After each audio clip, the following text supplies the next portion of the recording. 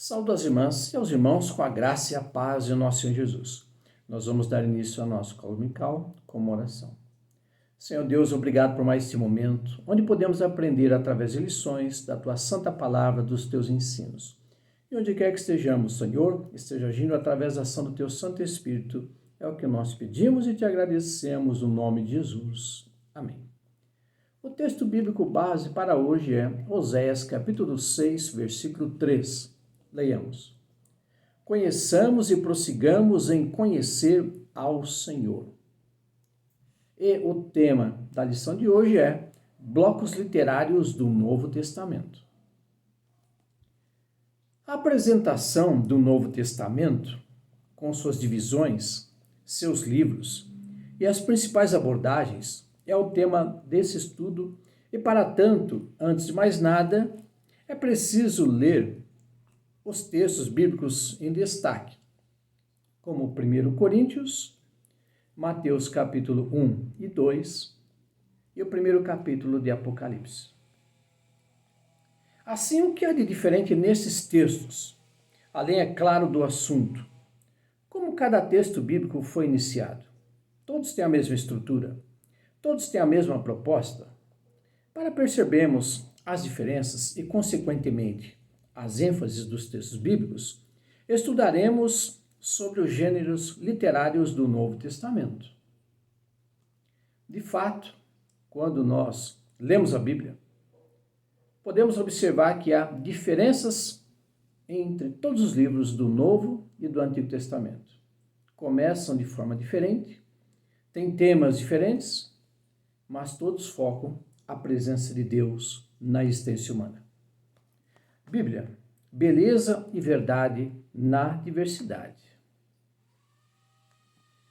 Nenhum dos textos indicados para o estudo de hoje começa da mesma forma. Perceba que a organização do texto também é diferente.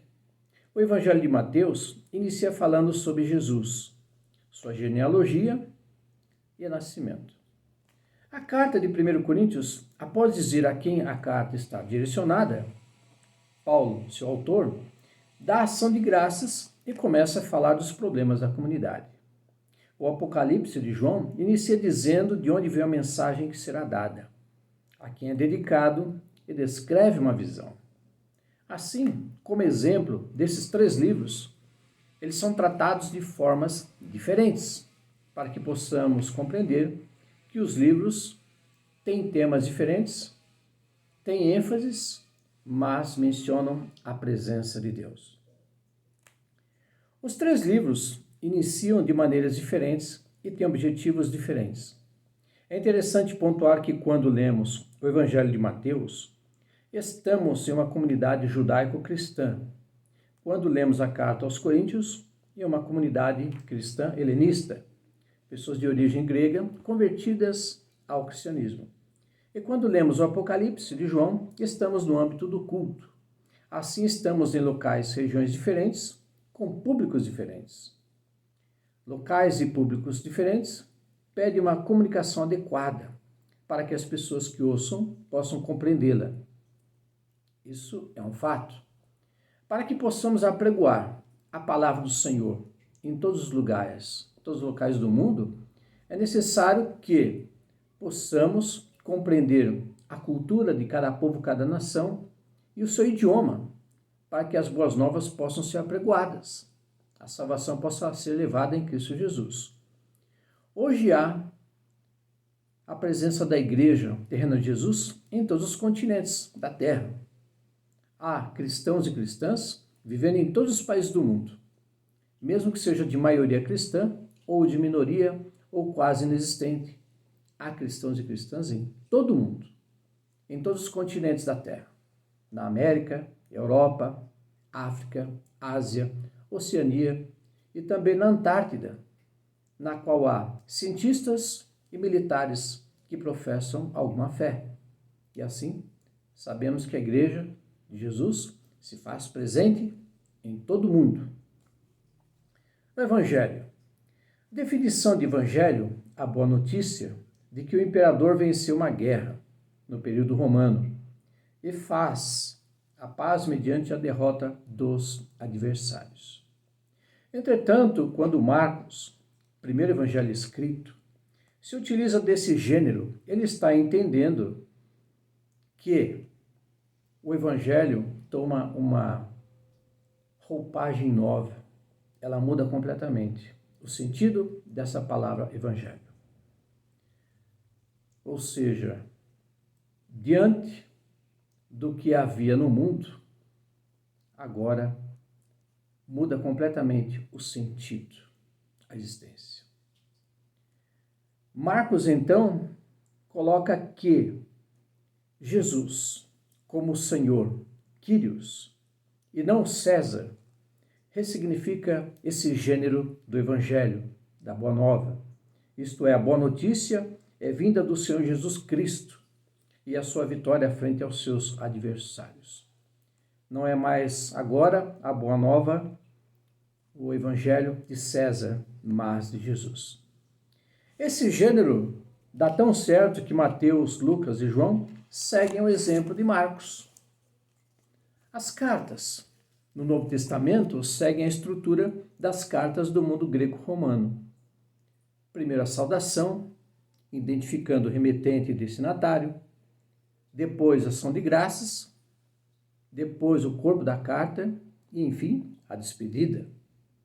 As cartas representam a forma helênica de se enfrentar as dificuldades, pensando diretamente sobre elas.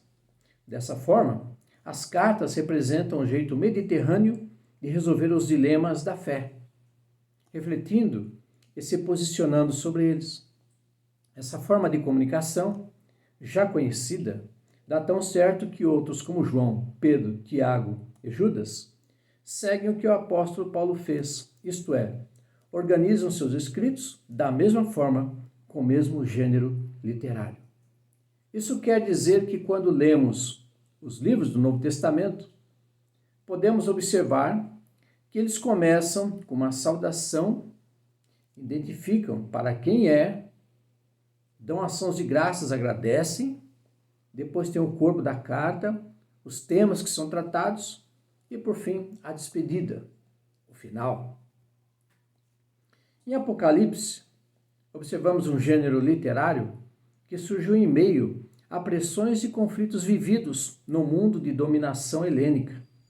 Para tanto, ele é organizado de forma que se possa olhar para o passado e relembrar a esperança futura, para que a comunidade resista às tentações do momento presente, sem trair a fé. Em Apocalipse, nós observamos um movimento de resistência cristã, que não aceita o controle e a dominação do Império Romano, as suas pressões, ameaças e violências, e enfrentam tudo isso através da fé que tem em Jesus Cristo. Nisso, milhares e milhares de cristãos e cristãs são martirizados pela fé que professam em Jesus. No decorrer dos séculos, não foi diferente. Milhares e milhares de cristãos e cristãs foram martirizados por manterem firmes a sua fé em Cristo Jesus. O gênero do Apocalipse não tem a intenção de sinalizar eventos futuros, mas trazer esperança para aqueles e aquelas que estão passando momentos difíceis e precisam permanecer firmes em Cristo. Tudo que aconteceu no passado continua ocorrendo no decorrer dos séculos e continua ainda hoje ocorrendo na história, na vida da humanidade. Tem havido martírios, sofrimentos, pressões, ameaças. E a Igreja Terrena de Jesus, através de seus membros, continua fiel e temente a Deus. Para lermos o Novo Testamento, nós devemos compreender o gênero literário como uma porta de entrada para que possamos observar e compreender o que neles são tratados. Para isso, primeiro, esse olhar para a realidade daquele tempo nos ajudará a trazermos à memória a ação de Deus no passado, a fim de que no presente, isto é, no nosso dia a dia, tenhamos a certeza de que Deus é conosco e sempre será. Como foi no passado, é hoje e o será no futuro. Os evangelhos nos auxiliarão. Essa é a grande verdade. Assim, quando nós meditamos na palavra do Senhor, podemos observar atentamente que a palavra de Deus no passado é a mesma hoje e sempre será. Segundo, ao precisarmos lidar de forma objetiva com o problema e como nos posicionar com relação a ele, as cartas nos auxiliarão, nos ajudarão para que possamos compreender, entender a vontade de Deus. Terceiro, quando precisarmos alimentar nossa esperança em meio a tantas dificuldades e pressões sofridas no dia a dia, o Apocalipse também nos auxiliará. Essa é uma grande verdade. O Apocalipse, como um livro de denúncia, de motivação, de ânimo, de socorro, auxilia a igreja, tem auxiliado no decorrer dos séculos, para que continuemos firmemente a nossa fé. Deus tem nos abençoado. Isso é muito importante, para que continuemos sendo firmes e tementes a Deus. Conclusão: podemos ter o texto bíblico de várias formas e compreender. Isto é, podemos entrar nesse mundo de várias formas. O que estamos propondo aqui é que nós entremos nesse mundo, no Novo Testamento, pela porta dos gêneros literários. Assim, cada gênero nos conduzirá a um objetivo específico. Nós iremos compreender melhor o texto e, consequentemente, os ensinos e direcionamentos que são apresentados. Quando nós começamos a estudar e meditar nos livros do Novo Testamento, devemos fazer de uma forma que possamos compreender que Deus agiu, está agindo e continuará agindo. Há contextos diferentes, há necessidades diferentes, problemas diferentes naquela época, no decorrer dos séculos, e hoje também são diferentes. Mas o mesmo Deus esteve, está e sempre estará com a sua igreja terrena, formada não por pessoas vazias, mas por cristãos e cristãs que o reconheceram, que o aceitaram e hoje permitem que o Santo Espírito de Deus haja em suas vidas. Convidamos assim a lermos os livros do Novo Testamento utilizando essa porta de entrada. Temos certeza de que nós ficaremos surpresos ao compreender, ao entender o que a palavra de Deus nos traz hoje. Para terminarmos, temos aqui uma questão. De que maneira a palavra de Deus tem nos ajudado no nosso dia a dia? Quando nós lemos a Bíblia, a palavra do Senhor, os textos do Antigo e do Novo Testamento, o que é que nós temos aprendido? Como que nós temos lido? Em quais momentos nós fazemos as leituras? O que nós estamos trazendo para a nossa vida hoje, que nos ensina, ilumina o nosso caminhar e o nosso agir?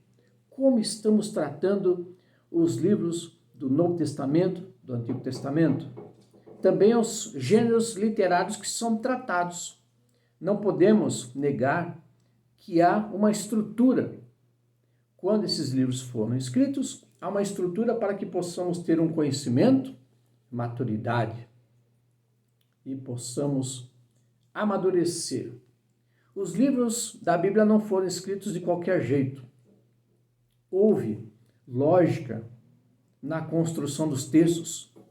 Houve o lado racional, o lado intelectual, em que as emoções, as tristezas, as lutas, dificuldades, tribulações foram trazidas para os textos para que pudéssemos receber como uma herança que continua viva, nos ensinando, nos inspirando, nos preparando, nos capacitando para vivermos num mundo tão difícil e conturbado como vivemos hoje. Há países em que os cristãos e cristãs têm toda a liberdade para viverem e terem suas manifestações religiosas. E há países do mundo onde o cristianismo sofre perseguições, ameaças, torturas, não tem liberdade,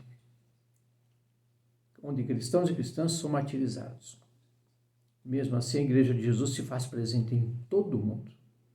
E assim, minhas irmãs, meus irmãos, ao lermos a palavra do Senhor, a Bíblia, não vamos ler como se fosse um livro de estudo, uma revista, um jornal, mas leamos como sendo a palavra de Deus revelada na mente de inúmeros escritores, com a palavra de Deus nos trazendo os ensinos, as orientações, as instruções, os alertas de Deus, para que possamos viver uma vida abençoada na face da terra. Mesmo passando por dificuldades, Deus está nos abençoando. Assim, minhas irmãs e meus irmãos, a palavra de Deus é muito importante para nós hoje. Há quem acredita nela e há quem não acredita. Nós temos a liberdade de acreditar ou não, se a Bíblia é a palavra de Deus, se os livros da Bíblia são importantes ou não. Temos a liberdade. E assim, nós temos honrado o testemunho de escritores inspirados por Deus lá no passado, que se tornaram a nossa herança, na qual nós temos aprendido. Temos crescido em entendimento, em compreensão, e tem sido a nossa fonte de inspiração, a nossa vida devocional a cada momento. Assim, minhas irmãs e meus irmãos, tenhamos a Bíblia como um importante alimento diário e constante da nossa vida, que jamais ela falte em nossa vida devocional e espiritual diariamente. Que Deus abençoe, onde quer que estejamos nesse momento, no nome de Jesus. Amém. Senhor Deus, te agradecemos por aprendermos algo mais da Tua Palavra através desse estudo, dessa lição que temos aqui. Tu sabes, Senhor Deus, que nós temos dificuldades em muitos momentos de compreender o que está escrito, palavras, ensinos, contextos, mas cremos que Tu, através do Teu Santo Espírito, está nos ensinando. E assim te agradecemos por mais esta oportunidade, no nome do Teu Filho Jesus, que nos ensinou a orar dizendo: Pai nosso que estás nos céus, santificado seja o Teu nome. Venha a nós o vosso reino, seja feita a Tua vontade, assim na terra como nos céus. O pão nosso de cada dia nos dai hoje. Perdoa as nossas dívidas, assim como nós perdoamos aos nossos devedores.